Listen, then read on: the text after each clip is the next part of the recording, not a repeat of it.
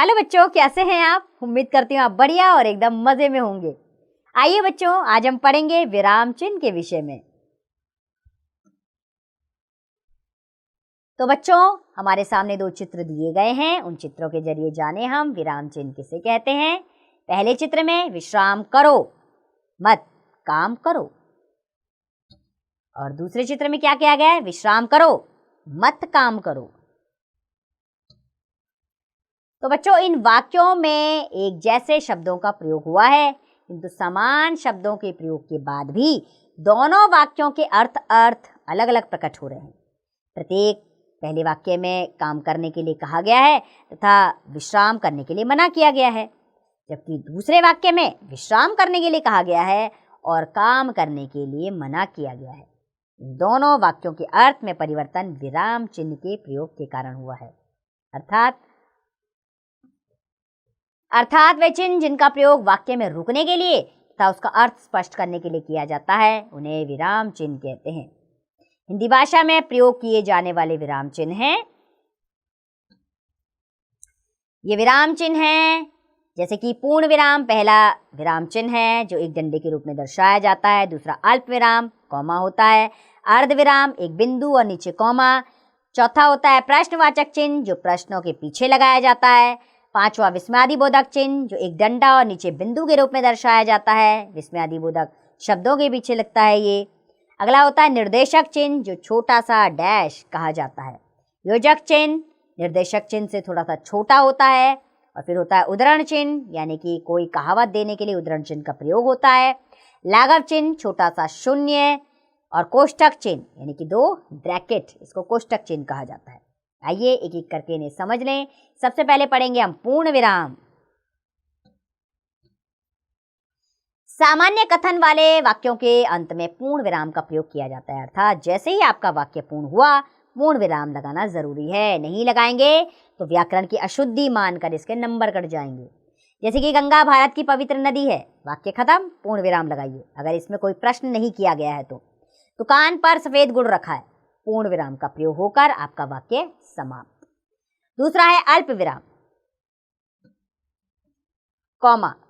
वाक्य में जहां थोड़ी देर के लिए रुकना पड़े वहां अल्प विराम का प्रयोग किया जाता है।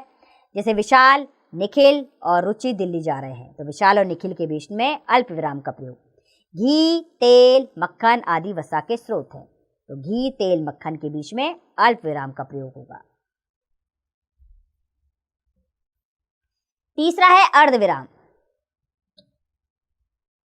वाक्य में जहां अल्प विराम की अपेक्षा थोड़ा अधिक और पूर्ण विराम से कम रुकना पड़े वहां अर्ध विराम का प्रयोग किया जाता है। जैसे नेहरू जी हमारे बीच नहीं रहे, अर्ध विराम आएगा, वे अमर हो गए। रात्रि का समय था, अर्ध विराम। बादल गरज रहे थे, अर्ध विराम। बिजली चमक रही थी और वर्षा हो रही थी, तो अर्ध विराम का प्रयोग आधा रुकने के लिए किया जाता है। चौथा है प्रश्नवाचक चिन्ह।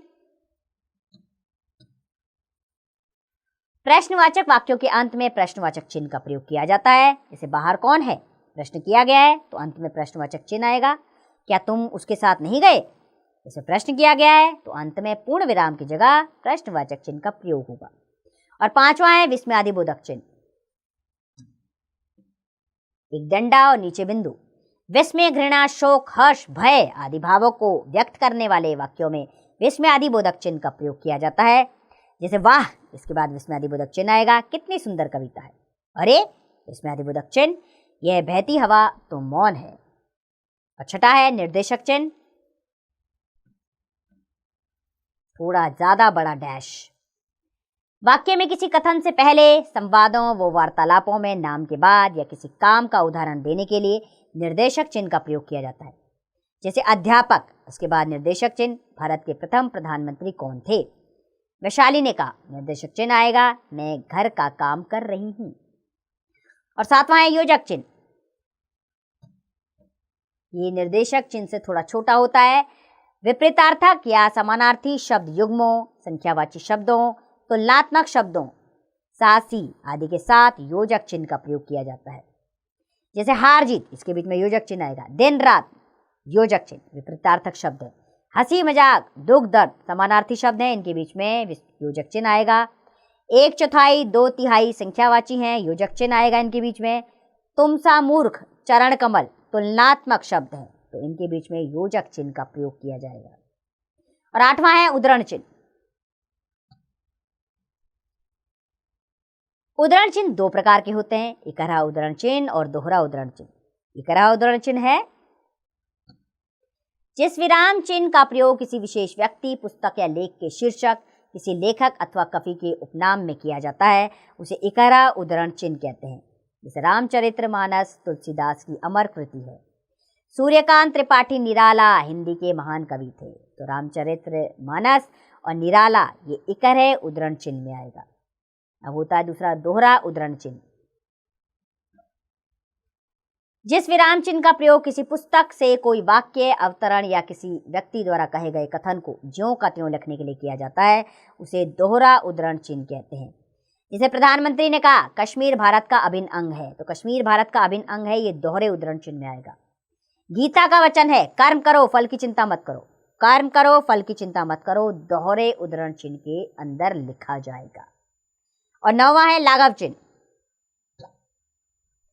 किसी शब्द को संक्षिप्त रूप में लिखने के लिए लाघव चिन्ह का प्रयोग किया जाता है। जैसे डॉक्टर, इसको पूरा ना लिख के डा, ऊपर आगत ध्वनि का चिन्ह और लाघव चिन्ह यानी कि छोटा सा शून्य लगा देते हैं, तो डॉक्टर पूरा हो गया। डॉक्टर शर्मा आज नहीं आएंगे। पंडित के लिए भी यही किया था, प, ऊपर बिंदु और लाघव चिन्ह। जवाहरलाल नेहरू को बच्चों से बहुत लगाव था।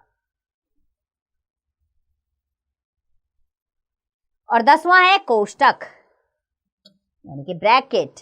वाक्य में प्रयुक्त कठिन शब्दों के अर्थ, क्रम सूचक अंकों तथा अक्षरों को कोष्टक में रखा जाता है। जैसे यह शिल्पकार, शिल्पकार को डिफाइन करने के लिए मूर्ति बनाने वाला, ये कोष्टक के अंदर बहुत सुंदर मूर्तियां बनाता है। 1 2 3 4 इन अंकों को कोष्टकों के अंदर रखा जाता है। क ख ग को कोष्टक के अंदर रखा जा सकता है, तो ये सब कोष्टक के अंदर रखे जाते हैं। तो बच्चों, इस अध्याय को एक बार आपके अभ्यास के लिए दोहरा लेते हैं हम। वह चिन्ह जिनका प्रयोग वाक्य में रुकने के लिए किया जाता है अथवा उसका अर्थ स्पष्ट करने के लिए किया जाता है, उन्हें विराम चिन्ह कहते हैं। हिंदी भाषा में अनेक प्रकार के विराम चिन्ह होते हैं, जैसे पूर्ण विराम, अल्प विराम, अर्ध विराम और प्रश्नवाचक चिन्ह। इसमें अधिबोधक चिन्ह, निर्देशक चिन्ह, योजक चिन्ह, उद्धरण चिन्ह, लाघव चिन्ह तथा कोष्टक। वाक्य में जहां अल्प विराम की अपेक्षा थोड़ा अधिक और पूर्ण विराम से कम रुकना पड़े, वहां अर्ध विराम का प्रयोग किया जाता है। विस्मय, घृणा, शोक, हर्ष, भय आदि भावों को व्यक्त करने वाले वाक्यों में विस्मय आदि बोधक चिन्ह का प्रयोग किया जाता है। तो उम्मीद करती हूँ बच्चों, यह अध्याय आपको अच्छे से समझ में आया होगा। अब इसका अभ्यास कार्य आप स्वयं कीजिए।